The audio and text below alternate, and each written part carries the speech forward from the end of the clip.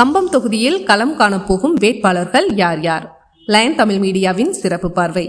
தமிழ்நாட்டில் வருகின்ற 2026ஆம் ஆண்டு சட்டமன்ற பொதுத் தேர்தல் நடைபெற உள்ளது. தேர்தலுக்கு இன்னும் 8 மாத காலங்களே இருப்பதால் அரசியல் கட்சியினர் எந்த தொகுதியில் யார் வேட்பாளர் நிறுத்துவது என்றும், அதே நேரத்தில் எந்த கட்சி யாருடன் கூட்டணி அமைக்கப் போகிறார்கள் என்பது குறித்தும் திரைமறைவிலான பேச்சுவார்த்தையும் நடைபெற்றுக் கொண்டிருக்கிறது. இந்நிலையில் கம்பம் தொகுதியில் களம் காணப்போகும் வேட்பாளர்கள் குறித்து தகவல்கள் வெளியாகியுள்ளது. முதலில் கம்பம் தொகுதியில் அடங்கியுள்ள ஊர்கள் விபரம். கம்பம் சின்னமனூர் நகராட்சிகளும், உத்தமபாளையம், தேவாரம், அனுமந்தன்பட்டி, புதுப்பட்டி, கோம்பை, பண்ணைப்புறம், ஓடைப்பட்டி ஆகிய பேரூராட்சி பகுதிகளும், மேலும் ஊராட்சி பகுதிகளான ஆனைமலையான்பட்டி, கோகிலாபுரம், ராயப்பன்பட்டி, நாகையகவுண்டன்பட்டி, அழகாபுரி, முத்துலாபுரம், சின்ன ஓவுலாபுரம், இரசக்கநாயக்கனூர், கன்னிசேர்வைப்பட்டி, வேப்பம்பட்டி ஆகிய கிராமங்கள் உள்ளன.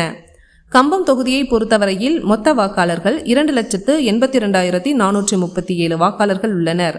இதில் ஆண் வாக்காளர்கள் 1,36,862 பேர், பெண் வாக்காளர்கள் 1,45,547, மூன்றாம் பாலினத்தவர் 28 பேர்.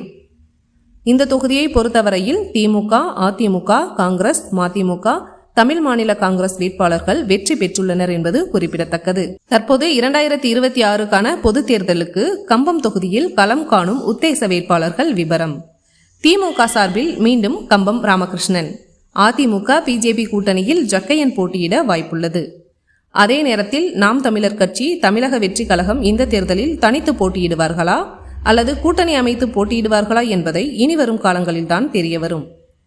இதை தவிர கம்பம் தொகுதியில் ஏற்கனவே நன்கு அறிமுகமான முக்கிய பிரமுகர் ஒருவர் கம்பம் தொகுதியில் போட்டியிடப் போவதாக உளவுத்துறை போலீசார் தமிழக அரசுக்கு ரிப்போர்ட் அனுப்பியுள்ளனர். எப்படி இருந்தாலும் கம்பம் தொகுதியில் விறுவிறுப்புக்கு பஞ்சம் இருக்காது.